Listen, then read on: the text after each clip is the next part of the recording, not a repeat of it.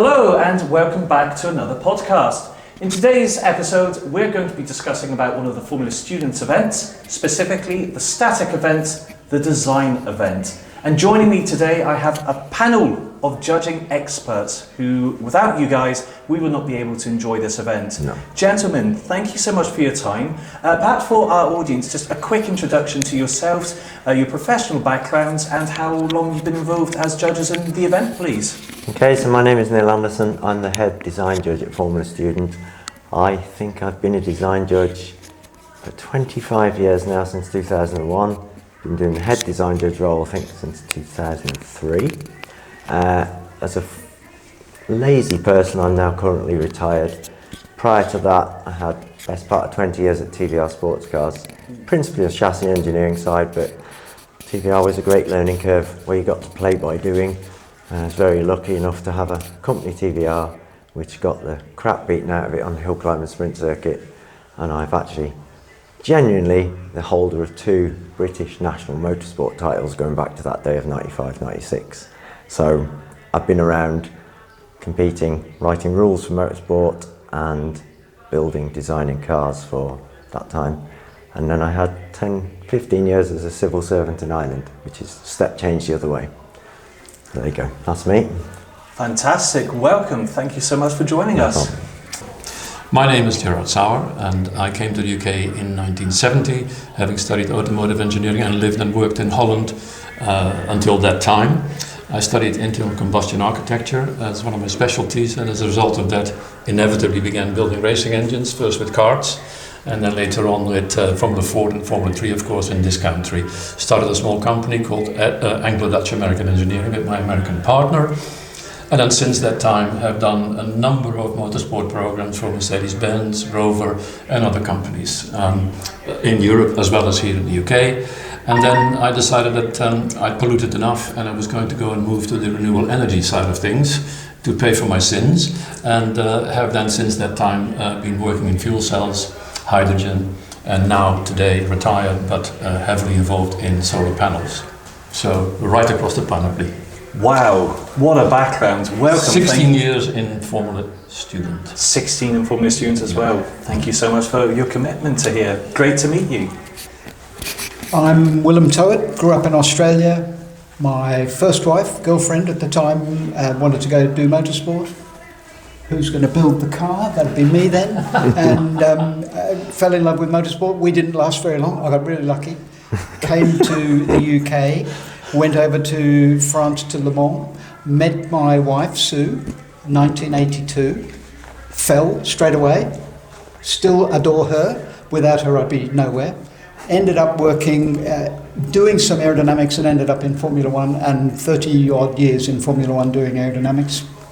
Now retired, let's say, got fired.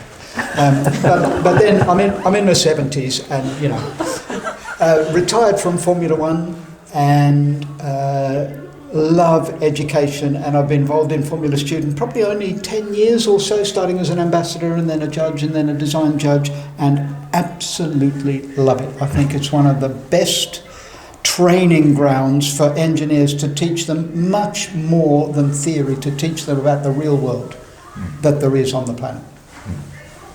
Fantastic, great to have you here. Welcome, thank you. My name's David Evans. I've been involved in Formula Students for the best part of 20 years now.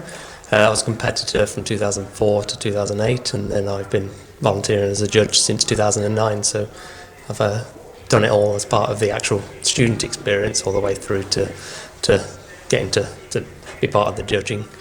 I work for Jaguar Land Rover. I'm a propulsion efficiency technical specialist, so that's about it. Nice, great. Thank you so much. Great to meet you. Last but not least. Absolutely not. My name's Ollie Webb. My first involvement in Formula Student came in '99 at the NEC as a spectator during my A-levels. I was then a founding member at Loughborough for their Formula Student team in 2000, competed 2006, and I've been a judge since 2007. I'm now Deputy Head Design Judge alongside Neil. In terms of my career, I studied mechanical engineering and then went on, did some industrial work prior to motorsport, so Dyson, things like that. And I was fortunate enough to go and work on various motorsport projects, MotoGP, LMP, WRC, World Touring Cars, drag cars, and then moved on to Williams F1 where I was a structural engineer for 10 years, and I'm now working at a consultancy called Hooper Quinn as their chief engineer. Welcome. I am in awe, gentlemen.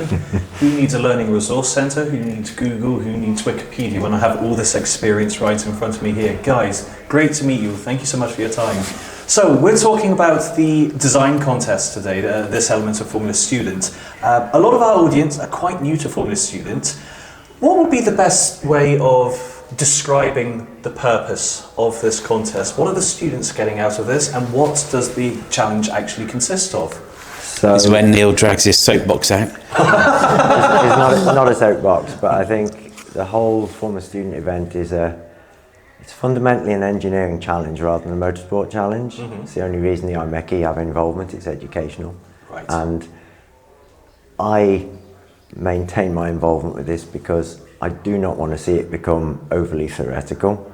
I don't want to see it become dominated by judges from F1 where budget is more or less unlimited. Forget the cost cap idea and all the creative accounting that possibly goes with that. I remain involved because I do think that if you know how to make something, you know how to design it better. And that goes from a cost, an efficiency, structural point of view. And I think it's absolutely essential that young students get to play, I use that word advisedly, in a machine shop to actually learn how to make stuff. It's so easy to design something on a CAD screen that looks amazing, ticks all the boxes, but it's an absolute bastard to make. And if you know how to make it, you will design a better part. Even better, if you're involved with it from beginning to end, as in design to the whinging customer at the very end, you soon learn what works and what doesn't, literally end to end. And as somebody far brighter than me once said, a good design is something someone else can make for a profit. Yeah. Because in all the real world, there is a cost. And the someone else bit implies the proper knowledge transfer, which is the final bit of the educational puzzle. Yeah. So if you just remember that, it's easy. Yeah. The design event is one of many static events that pulls together this real world ethos, teaches the students the world is not a level playing field. Not everybody speaks English equally. Not everybody has the same budget, but everybody has the same set of rules and the same chance to justify how and why they did something to us. And that's it. Justification, that's Correct. The key thing here. Is Yeah, but also, the creative process, which is about making something, and the enormous pleasure that you get as a person when you've designed something, you then make it, and then you start it up for the first time, or you roll it for the first time. It is orgasmic in the way in which you can get things done, and as a team bring something to life for the first time. It's fantastic achievement. Or you break it for the first time. Or you break it, yeah, that too. And there's a disappointment side to it, but there's an enormous amount of upside to it. And I mean, the challenges are extraordinary. And within Formula Student, for example, my biggest memory that I've had for that was this great moment that we had here at Silverstone when the Pakistani female ladies came over all that way. The car broke. Everybody grouped together, helped them back, and they came on the stage, and to an enormous ovation. It is fantastic as an organization, it's fantastic as a way of learning about our industry, and it's a great way of intermingling with people from all over the world. Your experience will broaden your horizons tremendously. It really can. It's the camaraderie and the emotional aspect of it, really, isn't it? Wonderful, wonderful. Yeah, that was a great moment. There was a lot of dust in the air. A lot of dust in the air that evening.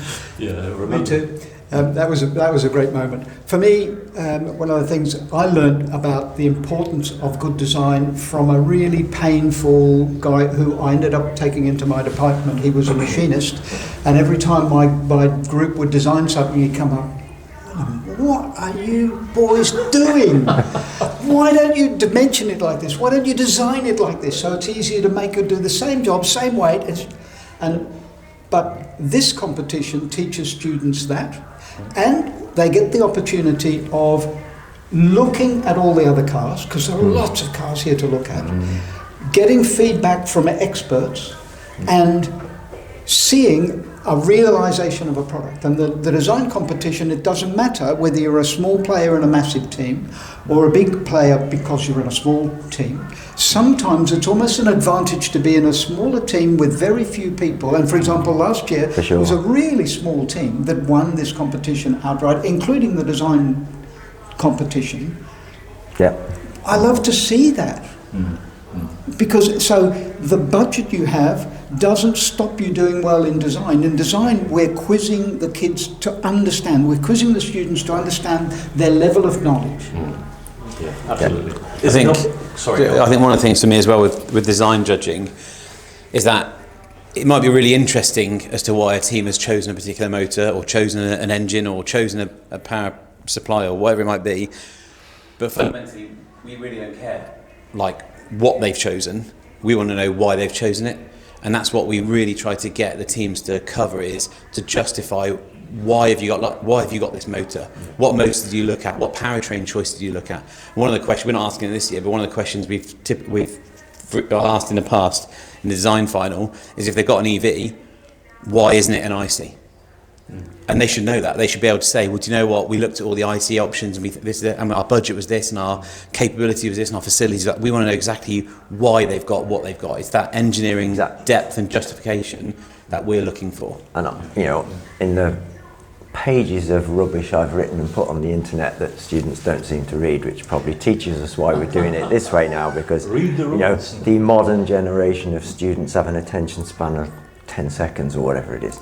But no disrespect, but yeah, sometimes writing is all old people can do. But I must have written it a million times, without exaggeration, that there is no single magic bullet answer to what is correct as a design, because it's very much contextual to your resources, your skill set, your budget, and sometimes what your sponsors or university restrict you or encourage you to do. So all somebody has to do is tell us why and how it's appropriate for them and back it up with some evidence. Be that learned opinion, data, numbers, sponsor pressure, whatever. So we boil it down very simply. We genuinely don't care what you did, which in the broadest sense doesn't mean we're not interested. It means what it is isn't important. We just care why and how it got to what it is. And that's it. You don't have to think of anything else. That's it. We don't care what. Tell us why and how. It's done. And that's the important part about it. It doesn't really matter. There used to be an old saying, if square wheels makes the car go faster, that's of a bolt on, right? Right. And so as long as you can justify it and reason why you got to that point, that means that you demonstrate to us that you have a good understanding of the subject. Point scored, right? That gets it up. Absolutely, and I really like it when a team does their decision matrix and they're like, four-wheel drive EV is by far the best. If you want to win the event, that's by far the best choice. And you look at their car and they've got a four-cylinder IC. And you're like, well, how come you've got... And then they go, well, we can't justify the cost, we haven't got the experience, it's too much of a risk, and. So they acknowledge the best option, but they also realise their own limitations, and then they come to you and they say that, and that's our justification for it. That's brilliant. That's exactly what we're looking for. They understand their limitations. This sounds like the classic garagiste mentality from the 70s. They don't have the budget, so think outside. What can we make the most of with the resources we have, right? There is a little element of that, but I mean, the reality is, in no way do I consider myself an expert in anything, to be fair, but I do have a very rounded knowledge, and I do like to preach the sort of big picture concept that the detail has a degree of importance, but you have to keep looking at the big picture. And as I've just explained to a couple of students who were discussing their results, let's put it, that the big picture generally trumps the detail, and it's an iterative process. You might not know how light a car you can build, but you should be able to prove how quick a light car will go versus a heavy car. And then it's iterative, because you may not be able to afford to build the lightweight car, so you might have to go back.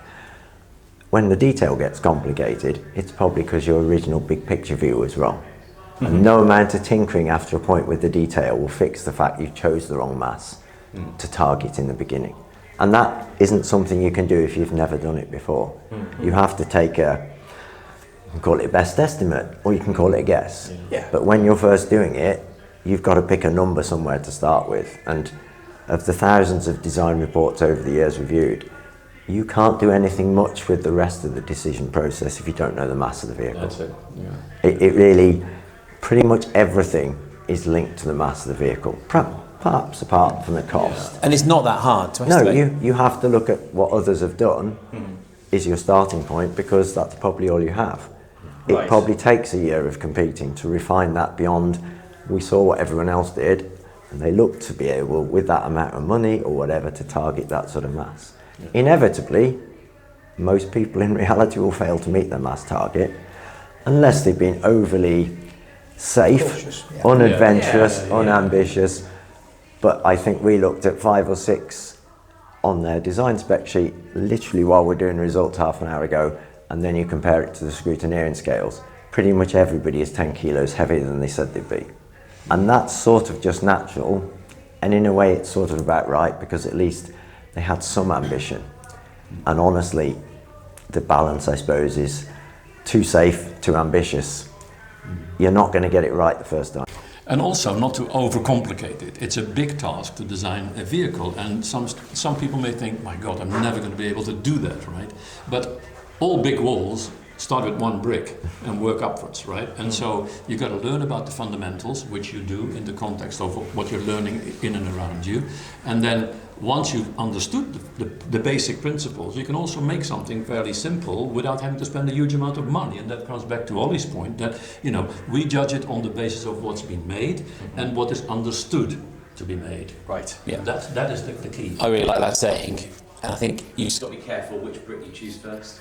Because you're building your wall and you can't move that first brick. No. So that's one That's of the things very I try to true. teach my guys, is that which brick you choose in first, which your fundamental thing you can't change, because if you build everything else around it, you may find yourself painted into a corner if you're not careful.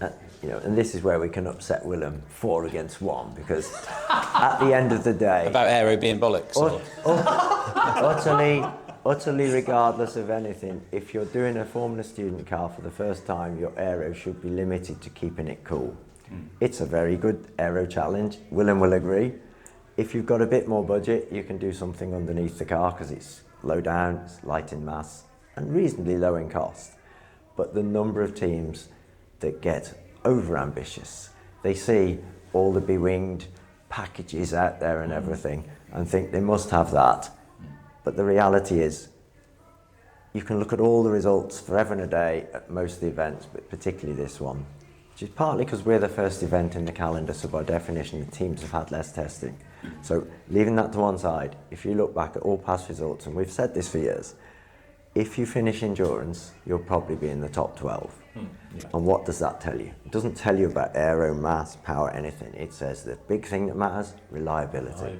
And the only way to be reliable is to have a tested car. And the only way to have a tested car is to build it well before the event. And the only way to build it before the event is to stop bloody thinking about it and start making it. It's that simple. That's There's the no key. magic. Yeah, that's the key thing, is if we have a fixed deadline when Formula Student date is announced, that's immovable. The students need to be planning backwards from that to make sure they've got enough testing in place. So they've got to curtail their ambitions potentially to make sure that they get a car that's reliable, ready to test at the competition. Because there's to win, you need to finish the endurance, and if you're not got a reliable car, you're not going to get there. And this all kind of ties back into the purpose of the design contest, really, because that's the theory, that's the practice, that's the cherry Correct. on the cake. And But they've got to be able to justify to you guys that they understand what they're on about, really. I guess for the benefits of our audience, if I can use a layman's term here, what we're trying to do, the purpose of the purpose of the design event, encourage critical thinking. It's designed to mimic the real world, and if a student comes out of this with some understanding of how the real world works, albeit this is a very safe artificial environment for it, but hopefully replicates it. Yes. When they walk into their first employment, they should stand an advantage, because everybody else who's come in who hasn't done that does not understand that. They have to be trained. So this gives them, hopefully, a competitive advantage. And one thing, apart from the teamwork, which is clearly a big part of it, there's a big planning element to it, project management. My personal pet hate, don't do planning, don't do project management, not formally, but it's a large part of this event. It is. So much so there's a sort of pilot run of a actual standalone project management thing, because, David said, to deliver the car here tested means you have to have a plan. Yes. And you have to stick to it. But more to the point, you have to adapt and jump and be nimble when it all turns to crap. Because the supplier will let you down. Somebody might not email your entry form back because the system back at base doesn't work. Check might get lost in the post. The internet is not perfect. Your email may come from a spurious address and get lost in the spam filter. Okay. All this sort of crap can happen in the real world. If it happens here, in a safe environment, everybody wins. Yeah, you cope with it. Yeah, one of the things almost all, especially new teams and a lot of experienced teams also get wrong is they don't allow for the guaranteed problems that are going to come along the way. A supplier doesn't deliver on time because he's doing that work for free or half price or cheap, and a good paying job comes in. What's going to take priority? The paying job. And so the student teams suffer all the time from that, and they absolutely need to plan it. And if it wasn't planned, then they don't get here on time. No points. Yeah, so we've coined a thing at work called crystal balling, where we sit down and we try to plan for all of the unforeseen eventualities, the critical path things that are going to absolutely affect project delivery. And then once we've crystal balled and highlighted all these really high risk things, we then break those out and then mitigate for each one of those. And that's what we try to encourage the teams to do. And I do want to say one thing about aerodynamics. Fair credit. Here we go. I love aerodynamics. But if you are putting aerodynamics, you're a new team and you're putting aerodynamics on your new car as a new team, you are probably guaranteeing that you'll get less points than if you didn't. Because you need to get testing. And so I absolutely agree. Whilst I love aerodynamics, and if you've got everything else right and reliable, then aerodynamics can bring some performance. Yes. But it always brings with it a use of time, of student time, a use of resource, financial included, and it always brings with it risks to reliability, always. And so it's always a compromise, and cooling is the one and first thing you need to make sure you get right. And at the risk of upsetting Willem, I'm pretty unconvinced that an aero package can add any benefit to the acceleration event. Some team has tried to prove it in the past, but Jesus. Okay, well there, in dry weather, I would say yes. Yes. Yeah. In wet weather, you might get a little bit of a benefit in grip if you've got a lot of power, but we don't have a lot of power. We don't allow a lot of power. No, not really, no. So yes, correct. So your aero package stands Because it adds weight. Stands also, to benefit you as only well as in drag. two possible events, not three straight away. So I have to defer. no, you don't. I don't like it, but I have to defer. Oh, amazing. Guys, this has been so insightful to hear about this. There's obviously a lot to take away from here. In addition to reading the rules, Neil, it sounds like there's a lot of top tips that our audience have got here to think about. It's the critical thinking, it's the keeping it simple. Sometimes that's the best way to succeed in Formula Student, because you have ambitious plans and then budgets take over. Time is your biggest enemy. It is. Sorry. Yes. 3, 2, 1. Time is your biggest enemy. Oh, I can Really imagine. is. You've only got, effectively 4 or 5 months of getting it all together, and that really isn't a long time. Yeah. When you're talking about volunteers who may not all turn up, and all the problems that Willem was talking about. So, make sure that you can hit your targets. You don't hit your targets, you don't test. You don't test, you have no reliability. You have no reliability, you're not going to be in the first 12. And I think, to put a simple timeline on it, you need to be starting manufacturing in December for next year's event in July. And you look at your watch as a student and think, Christ, that's ridiculous. Seriously. It comes by quick. If you start build in December, which means stopping thinking, which might not sound very educational, stop thinking, start building. You start in December, you will have the easiest life ever when you come to this event. You really will. 100% agree. 100% agree. Design freeze in December, and if you're a new team, maybe November. Take 18, do your concept. Don't change it too much after this competition, and build it and get testing. Give your drivers time. Find out what's going to break. You'll have time then to overcome the inevitable manufacturing delays, the inevitable, crikey, this doesn't fit. How do I adjust it, or how do I attach it? Angle grinder, hammer. That's how you And for the smaller teams, like, be strategic. If a design team, if a Formula Student team comes to us in design judging and they say, these are last year's uprights, you're like, that's not ideal because it's carryover. And then if they say, we've carried over uprights because we focused our attention on this because we thought there's more performance to be had in here, and we're a small team, low resources, and they've turned up with a finished car that they've run, happy days. Justification. Absolutely. Justification. Yeah, logical, balanced reasoning. That's Absolutely. really what it comes down to. This has been very insightful, guys. Thank you so much for sharing all of your wisdom on this one. I'd like to just... Well, not all of it. Okay, some of the There's wisdom. a lot more up here. Some And there's of the an wisdom. awful lot more in them two up there. So, I would love to tap into your brains even further, but we may need to save that one for another episode. I'd like just to use the last couple of minutes, though, just to, I guess, add a bit of a personal one into this. There's a lot of experience here. You guys have kindly volunteered in this contest for many, many years. What have been your best memories, and where would you like to see the design contest evolve going forwards? What's your vision? My favourite Formula Student memory, there's actually two. 2003, Southampton broke one of their axles. This is when the event was at Bruntingthorpe, so Loughborough is quite close to Brunty.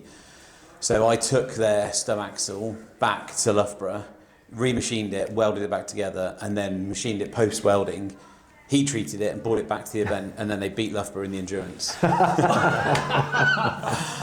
And one of the other memories was, I think it was NUST about 10 years ago, were massively struggling to pass the noise test, and the aspects of the event that they passed, for everything in tech, the car was never going to run, but for everything they went through in tech, they could go back to their institute and say, we passed this, we passed brake, we passed noise. And there's like 50 people in the team, they're all hugely emotional, trying to pass noise, and I spent about an hour with them on the noise test, trying to help them to pass the noise test. And eventually they passed the noise test, they got the sticker, and they were just so made up, because they just get to take that back to their institution. It's more funding, it's more like recognition, acknowledgement, all for them. And for another team, it was nothing. Pass the noise test, they go, they run it, they pass. But for those guys, it was absolutely enormous. So yeah, those are my two abiding memories of FS. I think, at the risk of being politically incorrect, You're always politically incorrect. And having a bad memory, what stands out for me, just as an endearing characteristic, I guess, is we had an incredibly hot summer one year at Bruntingthorpe, and we are literally there sweltering. And about 4 o'clock, the Indian team are just about to start packing up, and obviously very different weather in India and stuff, but like about 4 o'clock when it's 30 degrees, they're putting their fleeces on, because for them it's cold. And I'm thinking, yeah, this sums up the international aspect of the whole thing, I have a couple of memories. One is an embarrassing one that I'll start with. So I was being interviewed for Race Tech magazine about have I ever seen anything new and innovative that I hadn't thought of or seen, for example, in my life in Formula One. I said, well, not really. And exactly at that event, I saw a manufacturing method for wings that I'd never seen before in my life, from a very feisty team from Iceland. And I had to eat humble pie and say, actually, I was wrong. You do. And I've seen at this event as well, someone has invented something for moving a part out of the way. So it's passive when it's running, because we're not allowed active fans here, for aerodynamics. Passive when it's running, but they've got a nice diffuser on this car, and it moves out of the way when they want to jack the car up, and then locks back into position. No tools required. Absolutely brilliant. Incredible. But what I love about this competition as well is, why are there so many judges from employers here? Many of them paid their wages while they're here, so they're volunteering, but they're still being paid for why are their bosses interested in them coming here? Well, we as judges are all potential employers. And what for me has been really fun is you do judging and you come across every now and then someone who just really, really, really impresses you. And then in my case, I no longer employ, but I can talk to people. Yeah. And there are hundreds of judges, and the vast majority all have connections into and an interest in finding new talent and placing it in a good location. That's one of the things that about this competition is extraordinary. Well, certainly it's true that we often get judges come back after the judging session and say, well, I learned something today, which is awesome. But also this year in particular, I personally saw Mercedes HPP judge, who I think is still one of our sort of sponsors, and directly offer two lads, maybe one lad and a girl, that directly impressed him and say, forget the interview process, come and see me on Tuesday. Now that doesn't happen often. Cool. That's huge. That's a huge one. I love the scouting element of this. Yeah, I can tee into that very nicely, because two moments in the competition. 3 years ago, I think maybe 4 now, there was the first meeting that we had with the AI guys. I think it was even in this building here in this room.